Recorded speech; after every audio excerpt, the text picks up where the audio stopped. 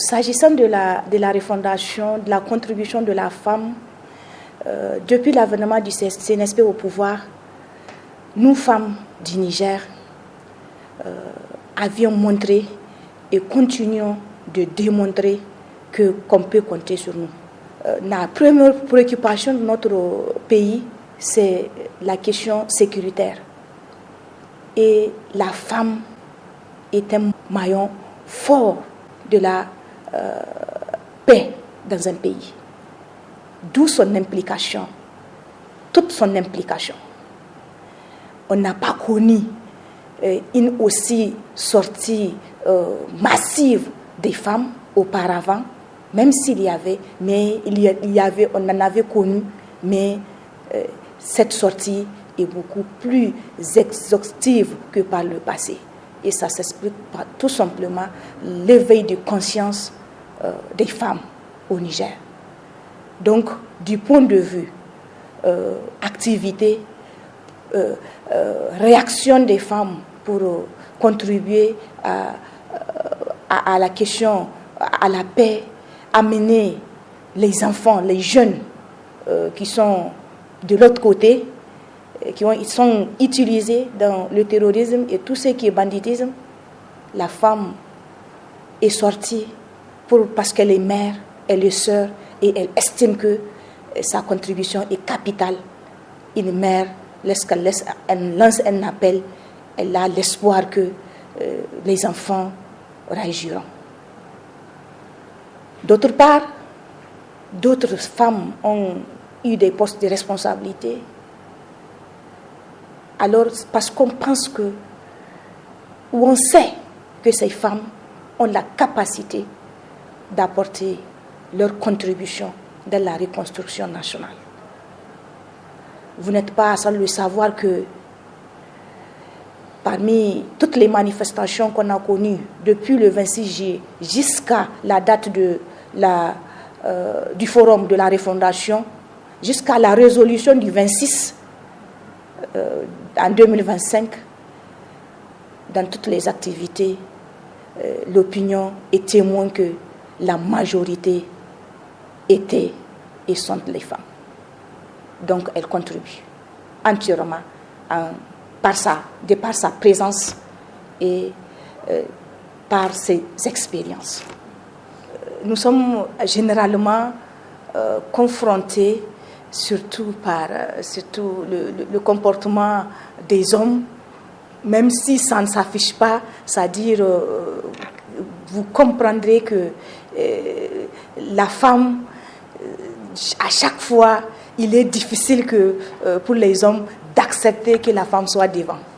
Mais le contraire, lorsque les hommes engagent une lutte et qu'ils demandent l'adhésion de toutes les femmes, nous partons vers eux, nos structures, les membres de nos structures, pour mener ensemble la lutte. Il y a ce complexe des hommes à vouloir adhérer à l'idée d'une femme pour mener un combat dans un domaine précis, même si c'est dans ce cadre-là où il faut réagir face aux menaces extérieures et que c'est la femme qui entame le combat et qui demande le soutien de ses frères hommes. Ça, c'est une des difficultés. La seconde difficulté que d'autres femmes ont, il y a des femmes qui veulent vraiment se battre, contribuer. Elles ont la capacité intellectuelle et physique de pouvoir contribuer à cette refondation, mais il y a des freins au sein de la famille parce qu'il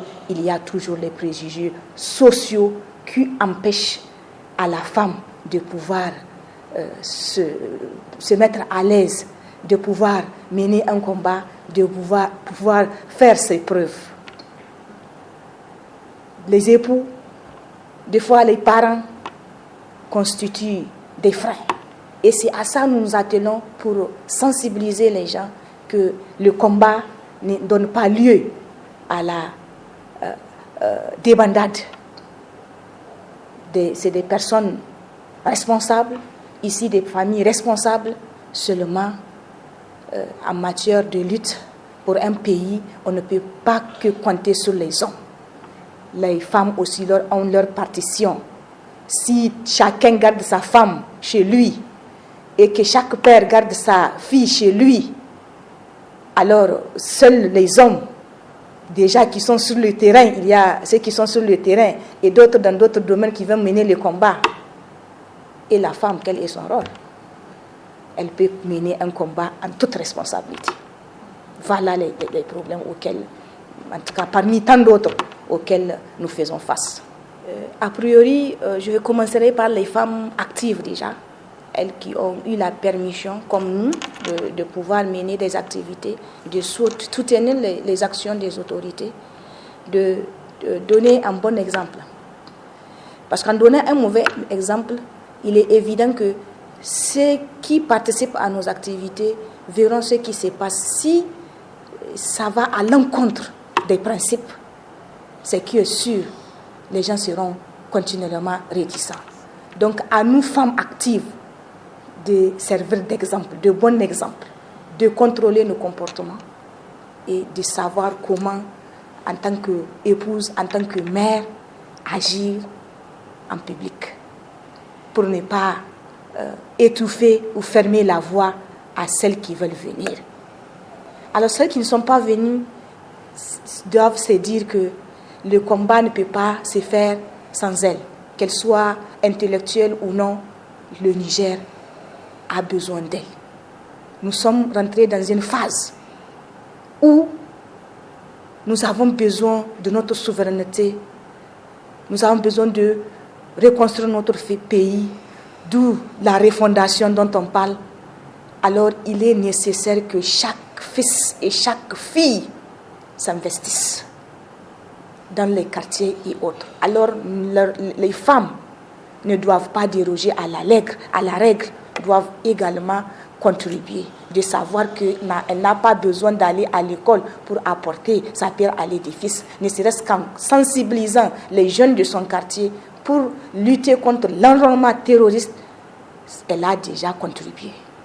Les religieuses également, elles contribuent, d'autres déjà contribuent, mais certaines qui sont réticentes doivent contribuer également.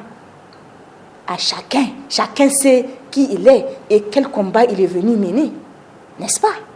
Voilà, c'est mener un combat en toute responsabilité, servir son pays pour les générations à venir. Parce que c'est un combat de longue haleine. Alors, c'est pour nos enfants, nos petits-enfants, que nous faisons ça. Et l'histoire retiendra que les femmes de 2023 jusqu'à l'atteinte des objectifs fixés par le CNSP, le président de la République et le CNSP retiendront que les femmes ont été actives. Et chaque femme qui a contribué sera fière un jour de raconter, si Dieu nous porte prête longue vie, de raconter à ses enfants, à ses petits-enfants que nous étions sortis. Nous avons lutté pour empêcher nos ennemis de prendre le dessus sur nous.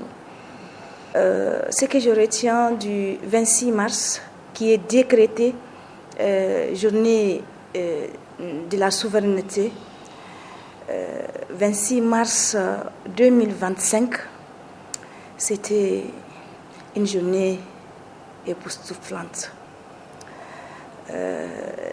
Toute la population, dans sa grande majorité, était très émue.